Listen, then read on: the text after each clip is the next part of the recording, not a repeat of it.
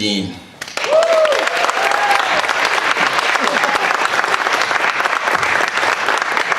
Hi guys, how's everybody doing? Oh, you guys sound so quiet. I know this place is jam-packed right now, and thank you so much for coming in and coming out to this show. It's our second comedy show that we've been able to do here since everything has opened up. I'm so glad that you guys are here. Let's give you guys a round of applause, because thank you so much for coming out. Give a big round of applause. Our comedians are so grateful that you're here. Many of them are very amateur. This is only their first or second time on stage, so I want you guys to show them lots of love. As Brett was saying, the people that work here are volunteers. Make sure that you're kind to them. Order lots of booze. Tip nicely. Have a great time. You guys are going to have a blast. It's going to be great. So let's start off with our first comedian, Sean Westhaver. He's been here before. He opened our last show as well, and he's just awesome. Our first performer. He's a comedy legend. He has well over 5 minutes experience on this stage, right here. Yes, absolutely.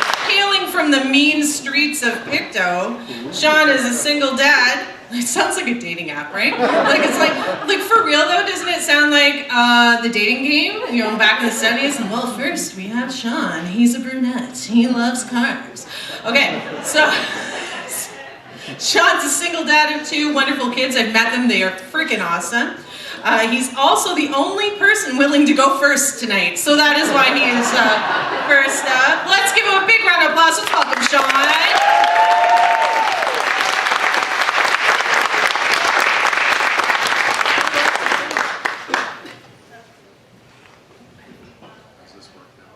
Thanks very much, guys. That was a very nice welcome. Appreciate it.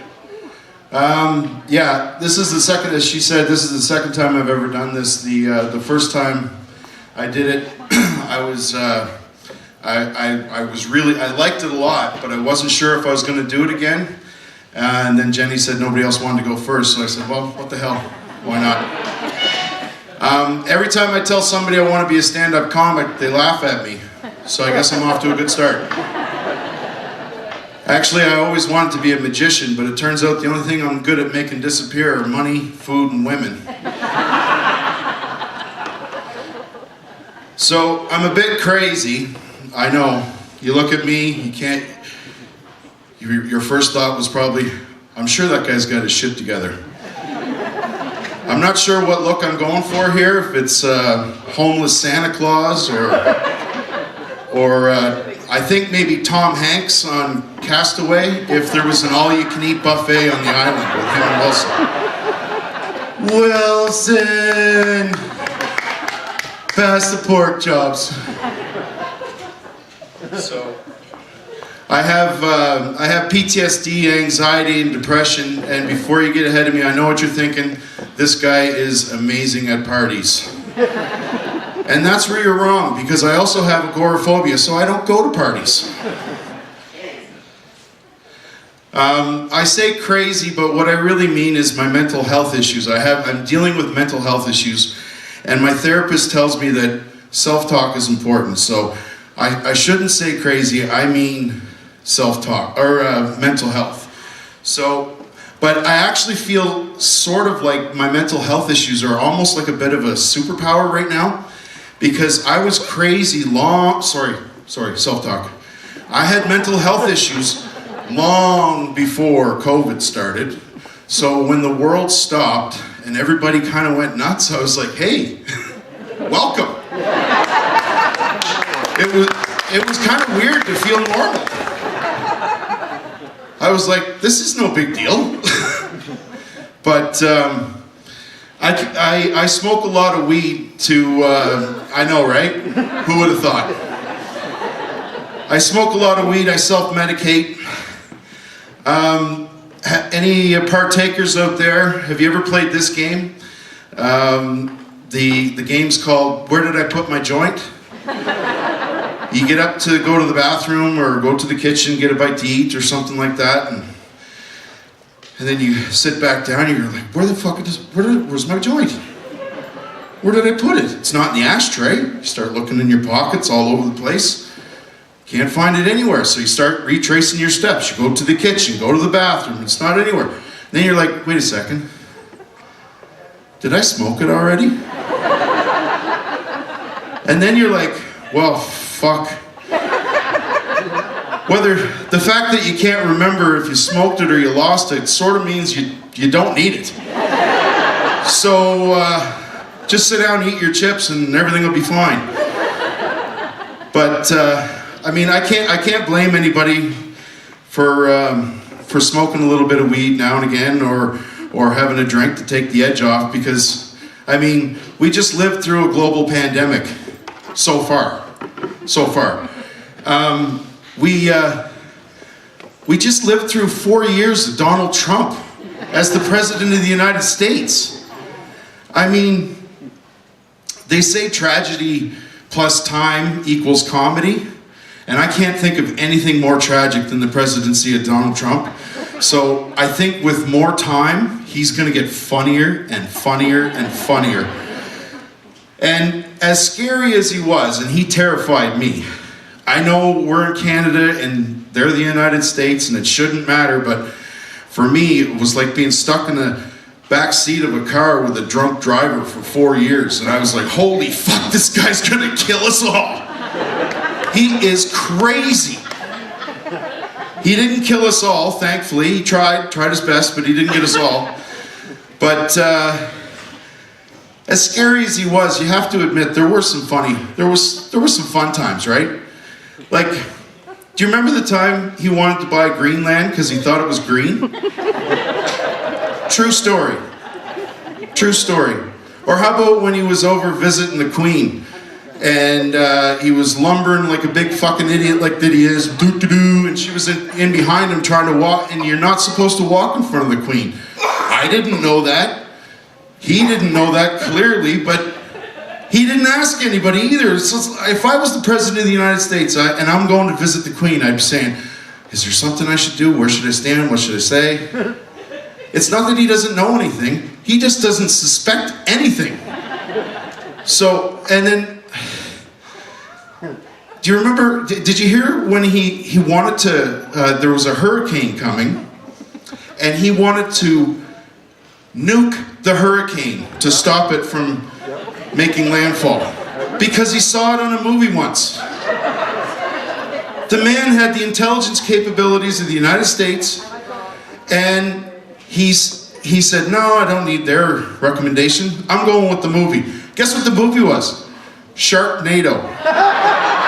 Sharknado. Here's a fun fact for you. Sharknado 5, global swarming. The producers and the writers wanted to have Donald Trump as the President of the United States in Sharknado 5. But they said, no. We got tornadoes with sharks and eating people on the streets and stuff, but Donald Trump is president? We can't go that far. So, but I think after all this talk of Donald Trump and my mental health issues, I think I know what my look is. My look is, I just lived through a global pandemic and 4 years of Donald Trump. I'm gonna fucking need a minute. You guys have been great. Be good to each other. Thank you.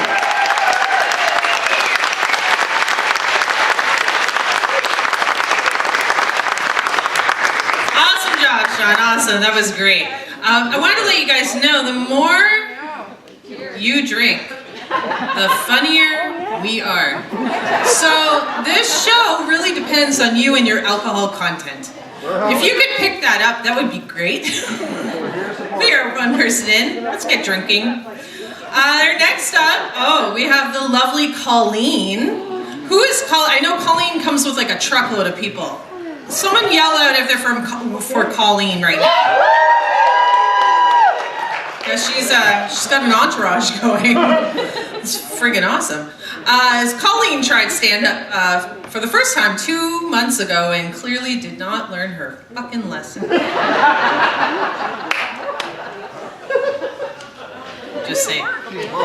She's written, directed, she's been on stage, she's acted in several comedies. I don't know if they were any good, I just moved here. I'm gonna assume they're good.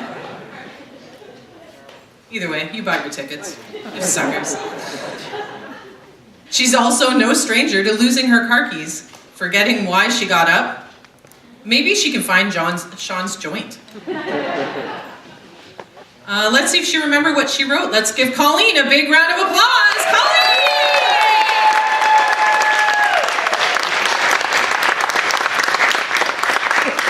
Well, hello, Pictou County and surrounding areas.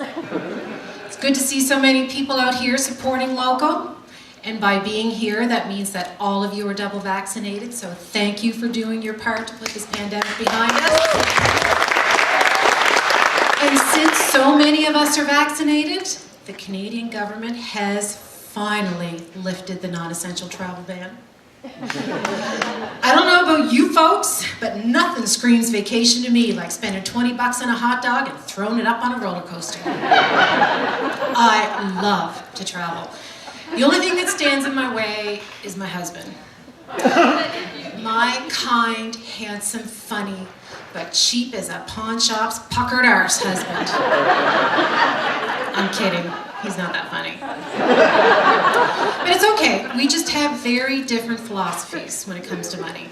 I'm more the MasterCard can suck it, I want this, and he would squeeze a nickel to the beaver shits. But it's okay. It gives us a nice balance. He's a real treat to go grocery shopping with, I'll tell you. Jeez, I swear to Christ, he has one of those little electronic Terminator eyes that can scan everything in the environment and figure out what's the best value per volume. He's a legend at the checkouts, and they hate seeing him coming. Whenever we start our final approach, I can see them all. And they start limbering up their scanning arm, getting the kinks out, getting ready for it. And he'll just walk back and forth until he finds the weakest one in the herd, and then he's up there. But she's ready, and she'll be scanning that stuff back and forth at 100 miles an hour, and his head is whipping back and forth, and he's hollering out the price of everything that he sees on the scanner. It's like a really fucked up episode of Sesame Street. And the whole time, he is hoping and praying that one apple, one can, one box of anything scans at the wrong price. So he can grab it and haul it over his head and say, "This one's free! I know your policy by heart and I get this for free." But with today's technology, that never happens. It always ends with me pushing the cart away and him going down the line, fist bumping all the cashiers, going, "Good game, good game, good game." I did get him to take me to Cuba. And it wasn't the tropical drinks or the beautiful beaches that got him there, it was the one price for everything. He couldn't believe it. We could lay on the beach looking like 2 bags of milk, tossing mojitos down our throats like a seagull, and nobody could stop us. But I didn't tell him about all the tipping, which really pissed him off. Because generally speaking, he wouldn't leave a tip at a circumcision.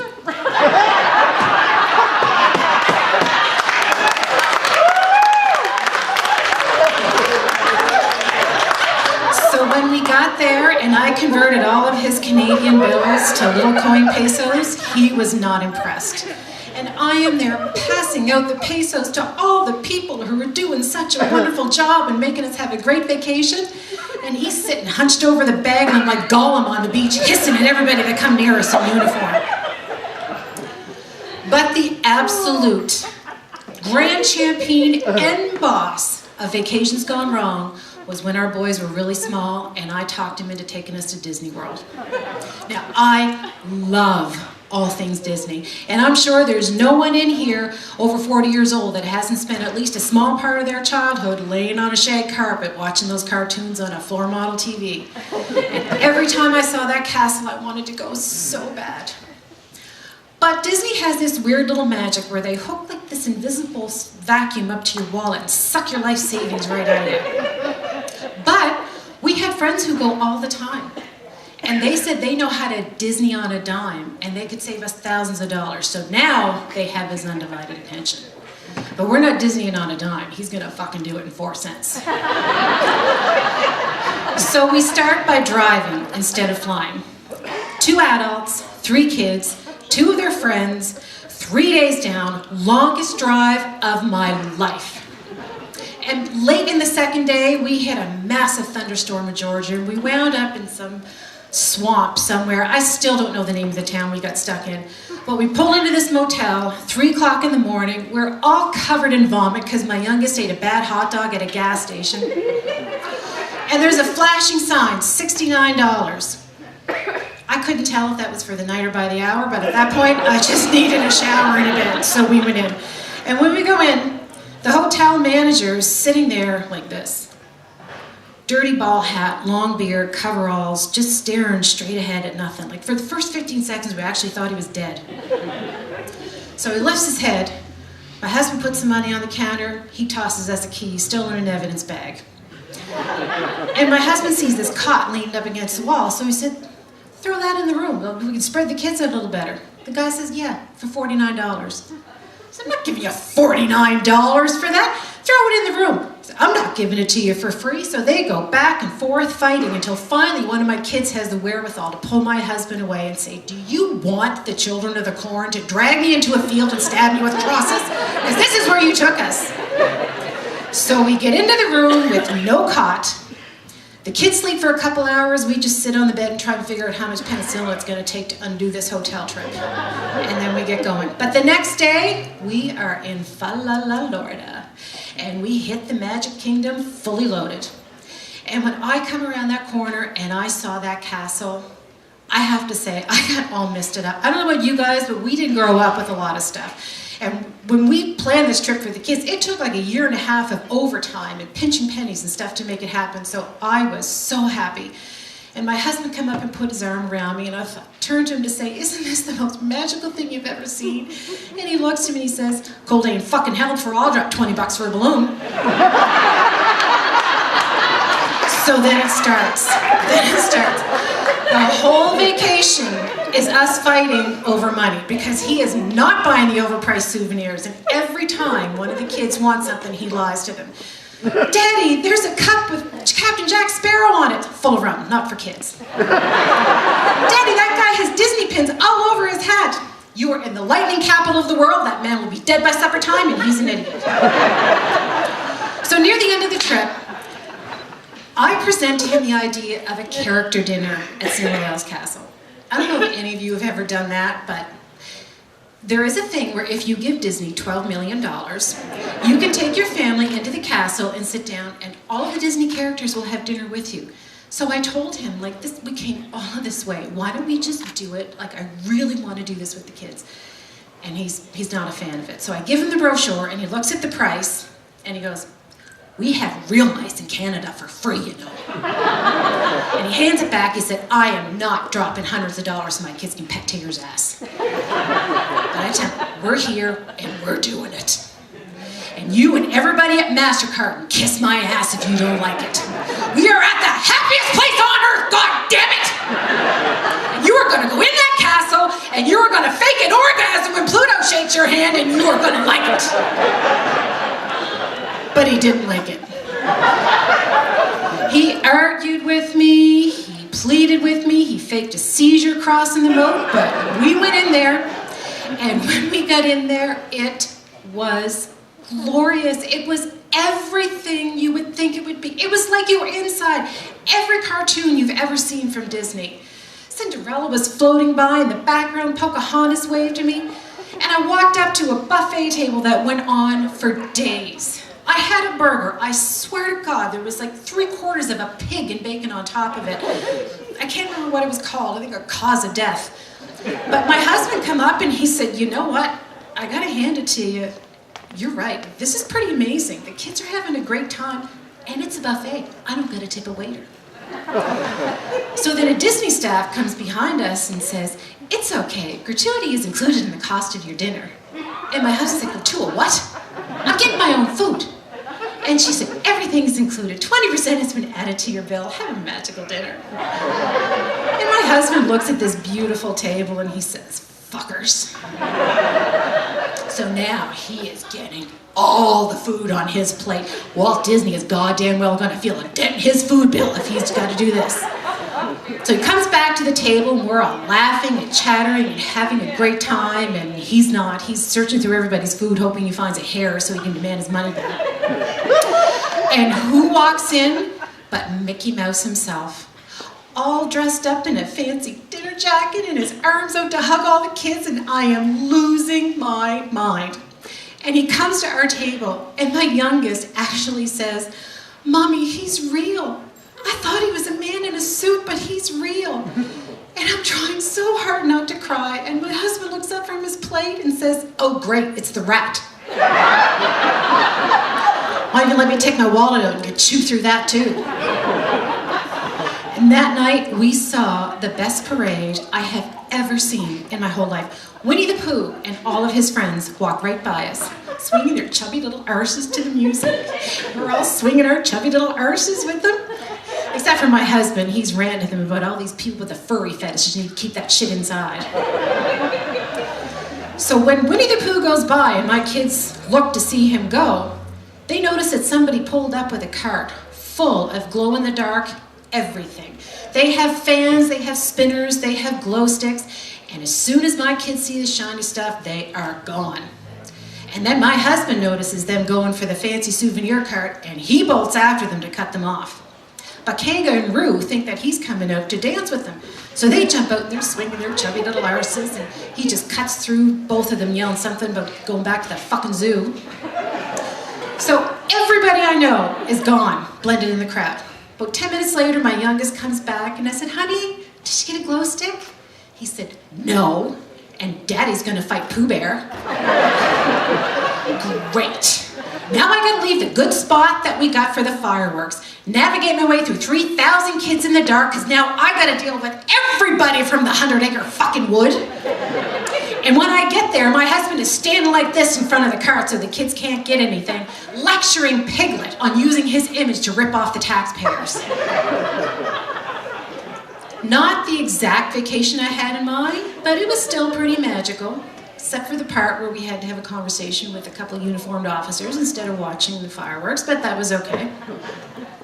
To this day, my kids don't know how close they came to watching their father have his ass handed to him by Eeyore at the happiest place on earth. But did we let my husband's inability to let go of money ruin our magical vacation? No. And did my husband learn to loosen his purse strings and enjoy life to the fullest? Also no. But I did get him to agree to go back. Not kidding, March 27th, we are going back to Disney. All our kids are coming, only this time they're adults, which is great, because I can just let them go do what they want. They don't have to be supervised. If they want to buy a souvenir, they can pay for it themselves. And they're all old enough to drink.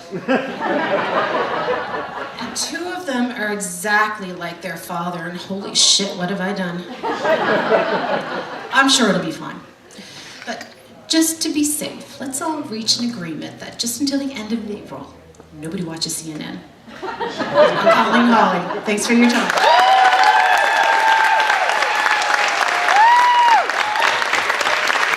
Wasn't she wonderful? I love Colleen. She's such a great storyteller.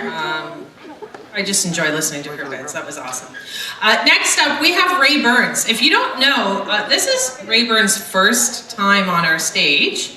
And he's a freelance writer, and he's done these beautiful articles and everything, so this is just awesome. I'm gonna move away from that microphone. I feel like there's feedback. Ray Burns claimed to be the inventor of the donut. He says the internet was his idea, and he admits that sometimes he has a problem with telling the truth. Let's give Ray Burns a big round of applause. Ray, come on out!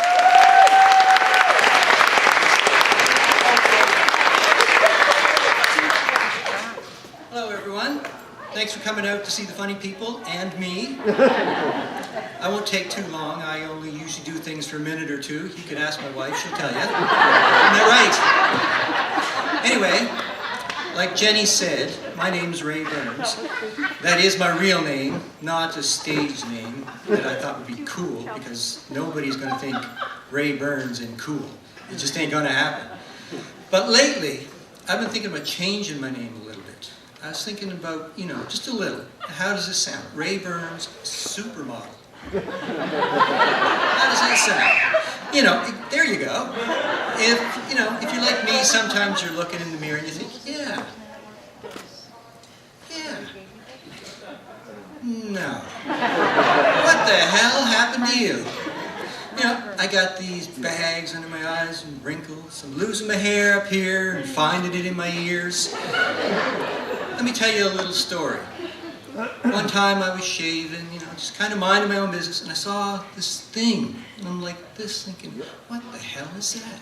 So I get in closer, and it's this big giant hair, about 2 inches long, right in the middle. I look like a unicorn. So I grab the tweezers and yank it out, and blood starts trickling down. And I'm thinking, this is great. Did you ever see that yellow smiley face picture? He's got the bullet hole right here and the blood trickling down. Well, anyway, that was me. Only I wasn't smiling. So what do you think? Ray Burns, supermodel. Thank you, everyone.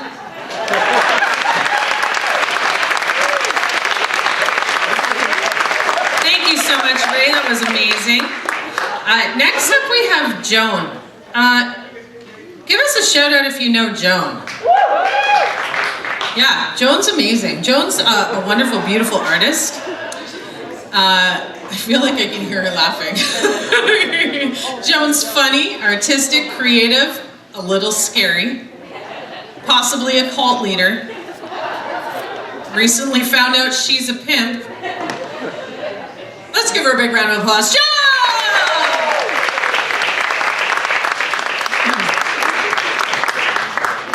I never realized I was a pimp until Jenny pointed it out. I know, it's a weird thing. And when I moved here, I heard that, there is no prostitution, you don't need it. It's like, what? What does that mean? So how I became a pimp. I moved to Manhattan with my gay husband who kept trying to kill me. I had $400 in my pocket and no green card. So what do you do? And so this friend of mine who was an accountant said, well, my friend Phyllis has these whorehouses. Well, a whorehouse in New York means an apartment with, 3 or 4 bedrooms with a doorman, a concierge. And she needs a phone person. I'm thinking, fuck, I don't want to talk sex on a phone unless I'm getting, a release, as it called. So the phone person, and they had to have me work on site for a few months, no, just a couple months, so that I understood that you can't talk to the Johns for too long, because sometimes that's all that they need, is just, a little chat with a woman. And this is fucking New York. There's like 18 million people. And there are men out there that just need a 5-minute conversation with a woman. Wow, that's sucks, man. In another way. So, they advertise this as massage parlors with a release. And so, basically, hand jobs.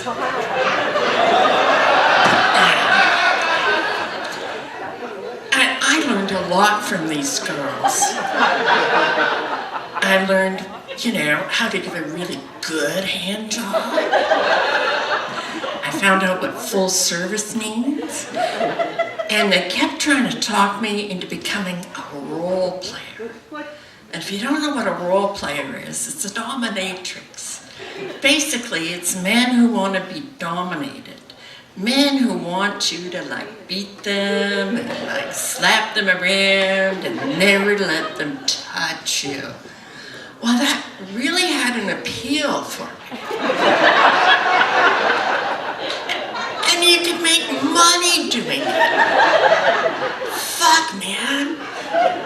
Wow. And I could still have my boyfriends.